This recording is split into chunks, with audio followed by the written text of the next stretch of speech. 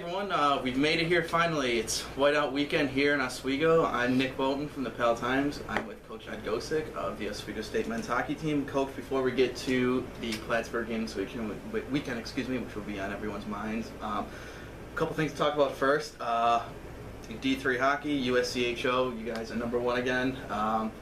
As a coach, I know we've talked about this before, being #1, finishing top dog, gives you a little feeling of a target on your back. Is that how you're feeling about it this week? Well, I don't know if there's much difference between second, first, in that it's, media, SID, coaches type poll. So we appreciate to be recognized. It means you're doing something right. Mm-hmm. And this is a good time of year to have that recognition. As you said, a target on your back. I think our guys have become pretty resilient to that, the rankings over. I think it just, because it's always there, it loses its luster, it loses the, it's not, I don't say it's not a big deal, it's I don't think our guys focus on it that much anymore. How much other teams put onto it, I think we would certainly use it. If we were playing a team #1 in the country, that you want to knock them off and that you got something to prove. But when it's all said and done, you have to, it doesn't matter what the rankings say, the one as that's important is the last one at the end of the year. The rankings certainly help with recruiting and notoriety with kids that we're talking to, or parents or coaches. That is important to them. It shows that you're doing something right and you're consistently over the last X amount of years been doing things we believe the right way. So that part of it's good. And the negative part is it's very difficult to stay there. As you know, it's fun getting there, as we say, but it's not always pleasant trying to stay on top.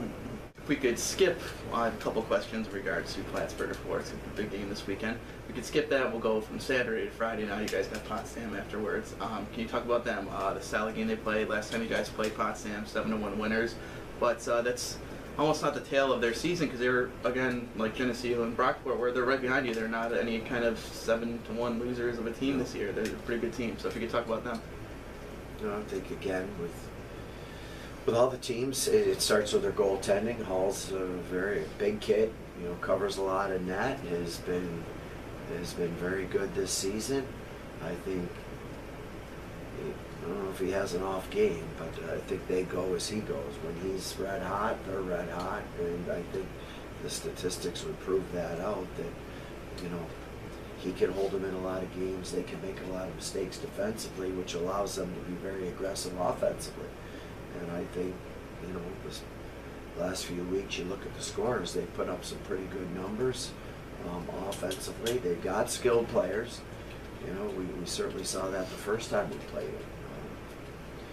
So I think, for us, play sound defensively, not give them the grade A opportunities, and then try to get some zone time and get some grade A opportunities against Hall will be our key to success, along with our discipline. And of course, Coach, moving to Plattsburgh this weekend on Friday, whiteout game. Everyone's going to be looking forward to that one. Right now, Plattsburgh is, if you want to look at their recent success compared to the last time you guys played them, you guys came out on the good end of it last time, but I'm sure as a coach you look at their recent success more. They are actually, the last 3 games, that would be 180 minutes of hockey. They've scored 23 goals and they've let up 0. So they're coming in here pretty hot this weekend. Any concerns with that at all with your team? Do you look at the last couple games like that and see that they aren't doing too bad? Yeah, no. Well, they're playing well. We think we're playing, solid hockey.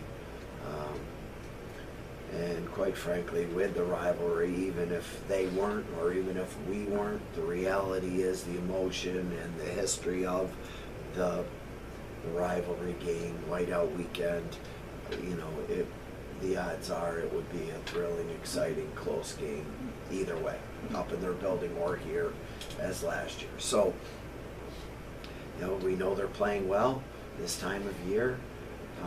You have to be able to answer that. I thought Saturday night, out of the Geneseo game, out of the 60 minutes, I thought we we had a lot of good shifts in that 60 minutes. And other than putting ourselves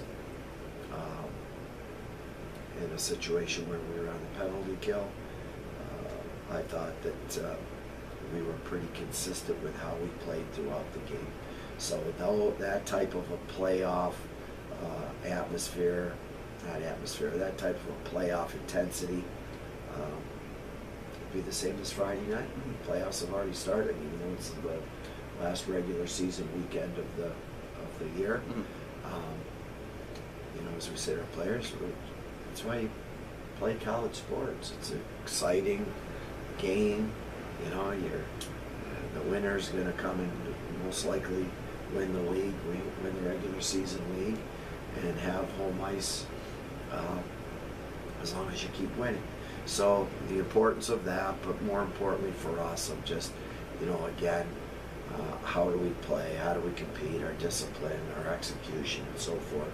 This time of year, you want to try to maintain that momentum. Mm-hmm. And they're a type of team that likes to get it done by committee. They are actually the only team in the SUNYAC. You guys have 11 players in double-digit points. They're the only team with more than you. They have 13 guys in double-digit points.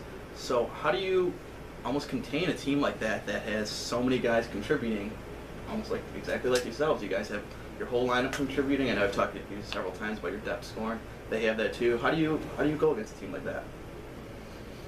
Consistency. Each shift, starts with your goaltending and your D. All 6 D have to be able to give you quality minutes and not give up the grade A opportunities, as we say. They're going to get zone time. They're going to hem us in.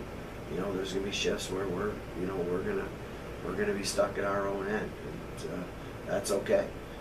As we say, bend, don't break. So they're going to get zone time as long as we can keep them to the perimeter. We have confidence in Zawadzki that he can make the saves. From the blue line, we have to do a good job of sealing off down low, keeping their shots to the perimeter, not letting them into grade A scoring opportunities. Lines, it's going to require good back pressure by our forwards to support our D, and we're going to have some zone time on them to keep them away from us. So, both teams are capable of doing that. Both teams have depth of 4 lines and 6 solid D. They have good goaltending, so do we. There's a reason that we're, a point apart. They've been in first place all year long. We, just caught up to them because they had played the 2 games with Morrisville earlier in the year. So the way the schedule falls now, we're even with games. We're 1 point ahead of them. They split with Jenny. We split with Jenny. We had beaten them in their place, and we got a tie with Brockport. So they're a quality opponent. They're well coached. They're a reason they're there, as we say year in and year out. Coach Emery and his staff does a great job. They're disciplined, good goaltending, and as you said, they don't rely on one star player. And I think if you look at any level of hockey, the teams that are usually successful at the end of the year are the teams that do it by committee and not by an individual. So whether it's an individual star goaltender, whether it's an individual star leading point guy, or someone that's very dynamic. Not that they can't get there, but I think the consistency, if you look at any level of hockey, are the teams that have what you're talking about, top to bottom, 4 solid lines, 6 solid D, and strong goaltending.